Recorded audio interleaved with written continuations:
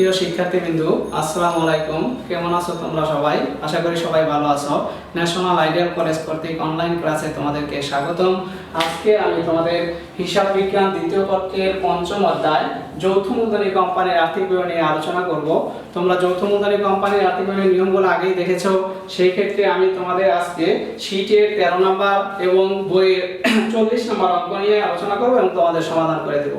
তোমরা এখানে দেখবা কি তথ্য দেওয়া আছে। তথ্যের মধ্যে দেওয়া আছে একটি র্যামিলটা তোমরা ভালোভাবে দেখে নেবে এবং র্যামিলের তথ্যগুলো আগে জেনে নিতে হবে। এরপর আছে কিছু সমন্বয়, তোমরা সমন্বয়গুলো দেখে নিবে। এরপর আমরা এখানে করণীয় কি আছে সেই বিষয়গুলো আমরা একটু খেয়াল করব। দেখো, করণীয় বিষয় আছে। করণীয় কতে বলছে ব্যাট চলতি হিসাব, কতে বলছে সে যদি কোম্পানির সংরক্ষিত আয় বিবরণী প্রস্তুত করো। এখানে নিট লাভ দেওয়া আছে তোমার 55,987 টাকা। এরপর দেওয়া আছে তোমার কি করণীয় ক আর্থিক অবস্থা বিবরণী। তাহলে আমরা এখানে প্রথমে করণীয় ক করব ব্যাট চলতি হিসাব। ব্যাট চলতি হিসাব করতে গেলে প্রথমে আমাকে জানতে হবে যে নিট ক্রয় এবং নিট বিক্রয়ের পর ব্যাটের পরিমাণটা কত সেটা আমাদের বের করে নিতে হবে। তাহলে প্রথমে আমি ব্যাট চলতি হিসাবের ক্ষেত্রে যে কাজটা করতে হবে, নিট ক্রয় এবং নিট বিক্রয়ের পর ব্যাটটা বের করব, তারপর আমরা কাজটা করব। তাহলে সবাই আমরা অঙ্কে চলে আসি। করণীয় ক,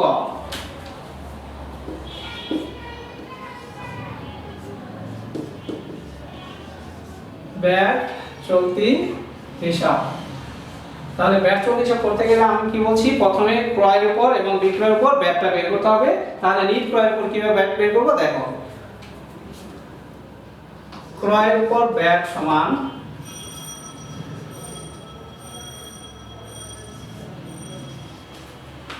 নিট ক্রয় ইনটু 15/115। তাহলে ক্রয়ের উপর ব্যাট সমান কি নিট ক্রয় ইনটু 15 ডিভাইডেড বাই কি 115। তাহলে নিট ক্রয় কত দেওয়া আছে আমরা সেটা দেখে নিব। এখানে ক্রয় দেওয়া আছে দেখো অঙ্কে 60,000 টাকা। আর সমন্বয় দেখো আগুন বিনিষ্ট পণ্য, এক নম্বর সমন্বয়ে আগুন বিনিষ্ট পণ্য আছে 10,000। তাহলে 60,000 থেকে 10,000 যদি আমরা বাদ দেই তাহলে নিট ক্রয় থাকে কত 50,000। তাহলে নিট ক্রয় কত এখানে 50,000 ইনটু 15 ডিভাইডেড বাই 115। এখন দেখো তোমরা এখানে কত আসে, সবাই ক্যালকুলেটর দিয়ে বের করে নেবে। নিট ক্রয় ডিভাইডেড বাই 15 ইনটু 115। এখানে দেখো ব্যাটের পরিমাণ আসবে 6,522 টাকা। এখন দেখো তাহলে নিট ক্রয় হলো 50,000 ইনটু 15 ডিভাইডেড বাই 115। তাহলে আমরা যদি ক্যালকুলেশন করি ব্যাট তাহলে কত 6,522। এইটা হলো ক্রয়ের উপর ব্যাট। এরপর আসো নিট বিক্রয়ের উপর ব্যাট নির্ণয়। তাহলে আমরা ক্রয় ব্যাট নির্ণয় করলাম, এখন নির্ণয় করব কি বিক্রয়ের উপর ব্যাট। অনুরূপভাবে নিট বিক্রয়ের উপর ব্যাটটা আমরা বের করব যখন, এখানে দেখো বিক্রয় ব্যাট সমান এখানে নিট ক্রয় লিখছো, এখানে এবার নিট বিক্রয়। ক্রয়টাকে কি হবে নিট বিক্রয় ইনটু 15 ডিভাইডেড বাই কি 115।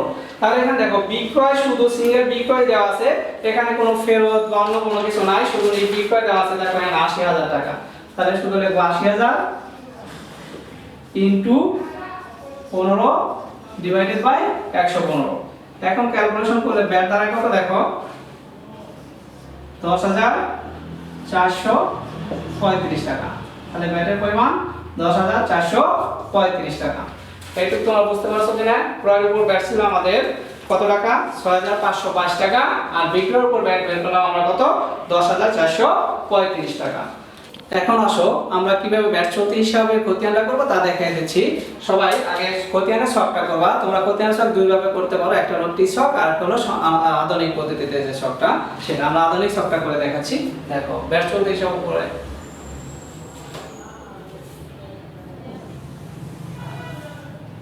এখানে ব্যাট চলতি হিসাব শিরোনাম দেবা। প্রথমে হবে তারিখ, এরপর হবে বিবরণ, এরপর জাবেদা পৃষ্ঠা, ডেবিট টাকা, ক্রেডিট টাকা, এরপরে জেড। জেডের মধ্যে আমার দুটো হবে, একটা হলো ডেবিট ক্রেডিট, তোমরা জানো এটা। তারপর আমি লিখে দিচ্ছি তারিখ, বিবরণ, জাবেদা পৃষ্ঠা,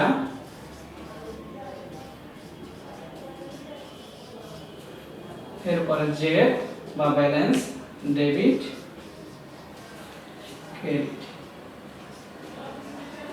তাহলে ছকটা তোমরা সবাই জানো, তারপর আমি দেখা দিচ্ছি ছকটা। প্রথমে উপরে শিরোনাম ব্যাংক চলতি হিসাব, এরপর তারিখ, বিবরণ, জাবেদা পৃষ্ঠা, ডেবিট টাকা, ক্রেডিট টাকা, জেড, ডেবিট, ক্রেডিট। এখন আসো, তোমরা প্রত্যেকটা খতিয়ান করার আগে দেখবা যে খতিয়ান করতেছো তার কোনো ব্যালেন্স আছে কিনা। এখানে দেখো আমরা কি খতিয়ান করতেছি, ব্যাংক চলতি হিসাব। অঙ্কে দেখো আমি ব্যাংক চলতি হিসাবে একটা ব্যালেন্স দেওয়া আছে 4000 টাকা। তাহলে সেটা আগে আমরা ব্যালেন্স বিডি হিসাবে বসাবো। বিবরণ মধ্যে লিখবা ব্যালেন্স, ব্যালেন্স বিডি, ডাইরেক্ট জেনে করে বলবে ব্যালেন্স বিডি কত টাকা, 4000 টাকা। এরপরে দেখো ক্রয়ের উপর ব্যাট আমরা যেটা বের করছি সেটা লিখবো। লেখো এখানে ক্রয় ব্যাট, ক্রয় ব্যাট, ক্রয়ের উপর ব্যাট কত বের করেছিলাম, 6522 টাকা, এটা ডেবিটে লিখবা। এখন দেখো খতিয়ানের ব্যালেন্সটা কিভাবে বের করব। এখানে ক্রেডিটে ছিল কত, 4000, ডেবিটে কত, 6522। তাহলে এখন ব্যালেন্সটা কি ডেবিটে বসবে, কারণ ডেবিটে বেশি। কত টাকা বসবে দেখো, 2522 টাকা, এটা হলো ডেবিটে। এখন আসো বিক্রয় ব্যয়,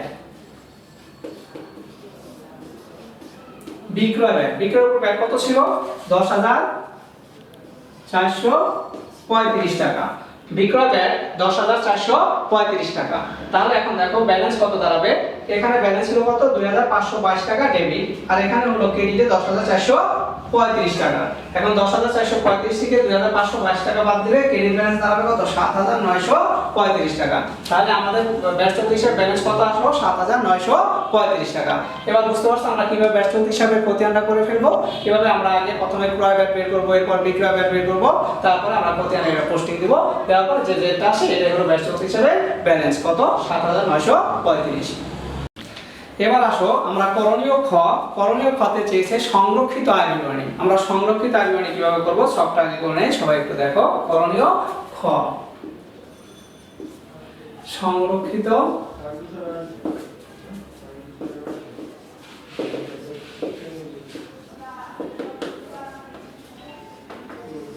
সংরক্ষিত আয় বিবরণী, সবটা দেখো খুবই সহজ।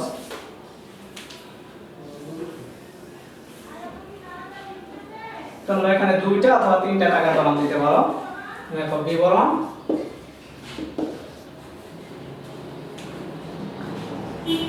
টাকা, টাকা। তাহলে প্রথমে দেখো আমাকে সংরক্ষিত আয় বিবরণী একটা ব্যালেন্স দেওয়া থাকবে বা আছে। দেখো 17 নম্বর ফ্যামিলি 17 নম্বর এন্ট্রি সংরক্ষিত আয় বিবরণী উল্লিখিত বা ব্যালেন্স দেওয়া আছে, সেটা আগে আমরা বসাবো ব্যালেন্স বিডি।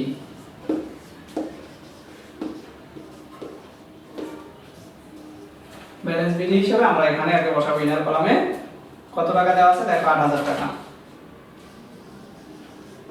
প্রথমে আমরা ব্যালেন্স বিডি দেব, ব্যালেন্স বিডি কত, 8000। এর সাথে আমরা কিছু বিষয় যোগ করব, তোমরা সেটা হয়তো শিখে নিছো।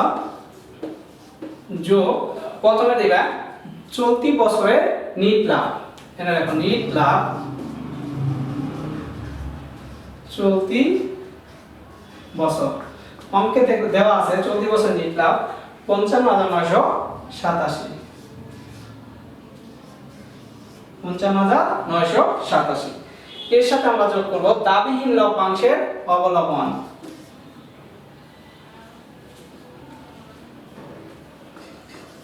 দাবিহীন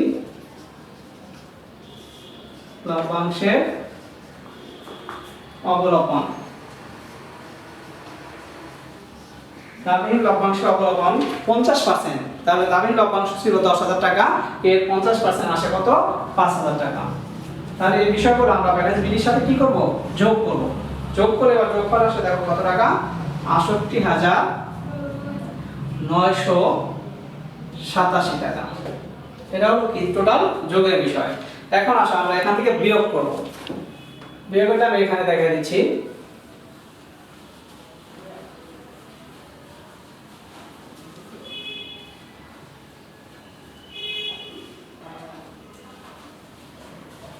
এখানে আমরা লিখে নিলাম 68987, ব্যালেন্সটা লিখে নিলাম। এর থেকে আমরা বিয়োগ করব, যেগুলো বিয়োগের বিষয়গুলো আমি তোমাদের উপরে লেখা দিচ্ছি, এই কারণে নিচে লেখা গেলে অনেক সময় দেখা যায় না। তাহলে প্রথমে দেখো বিয়োগের মধ্যে যেটা আছে লভ্যাংশ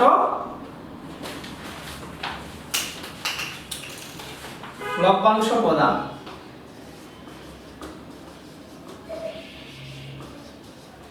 লভ্যাংশ প্রদানটা এখানে রাখো কত, 7,000 টাকা। এরপর দেখো সঞ্চিতি তহবিল স্থানান্তর, সঞ্চিতি তহবিলে স্থানান্তর, সঞ্চিতি তহবিলে স্থানান্তর আছে কত, 2,000 টাকা। টোটাল যোগ করে আসে কত, দুইটা 9,000। এবার দেখো এখানে ব্যালেন্স ছিল কত, যোগফল 68,987, ওখান থেকে আমরা এখানে 9,000 বাদ দিলে ফলাফল দাঁড়ায় কত, 59,987। এটাই হলো আমাদের সংরক্ষিত আয় ব্যয়ের জেগে। তাহলে তোমরা অবশ্যই বুঝতে পারছো যে সংরক্ষিত আয় ব্যয় কিন্তু খুবই সহজ একটা বিষয়, এর সাথে কিছু বিষয় যোগ হয় আর কিছু বিষয় বিয়োগ হয়। তোমরা 6 থেকে 7টা কি 8টা আইটেম আছে, তোমরা হয়তো পড়ে নিছো বা দেখে নিছো, আমরা এর আগে দেখাই দিয়েছি। ঠিক আছে, তাহলে তোমরা এইভাবে অঙ্ক সমাধানটা করবা। তুমি তোমাদেরকে আমি আজকে করণীয় ক এবং করণীয় খ এর আলোকে দেখাই দিলাম অঙ্কের 40 নম্বর এবং শীটের 13 নম্বর অঙ্ক। সবাই ভালো থাকো, সুস্থ থাকো, সুন্দর থাকো, সবাই দোয়া করো, আমি তোমাদের জন্য দোয়া করি। আল্লাহ হাফেজ, আসসালামু আলাইকুম।